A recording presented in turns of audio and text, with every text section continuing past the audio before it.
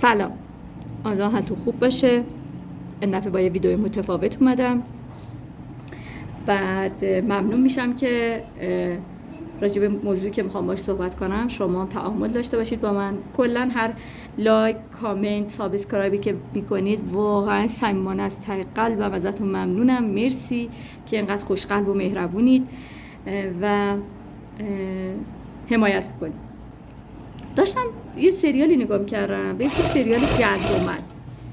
شما اگه مثلا با این حرف من موافقی لطفا برام کامنت بذارید.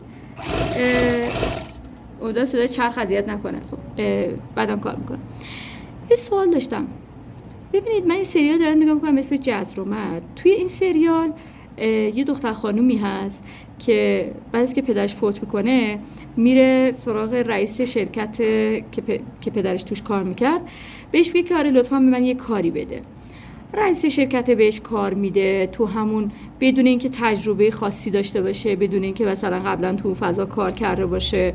یهو رئیس شرکت بهش این کارو پیشنهاد میده، بعد ازش خوشش میاد. تو همون یکی دو هفته اول بلا فاصله از یه پروژه 300 واحدی 100 واحدش رو میفروشه، کلی مثلا سوگلی میشه، موفق میشه، پیشرفت میکنه. تلاشی نکردی، کار خاصی نکردی.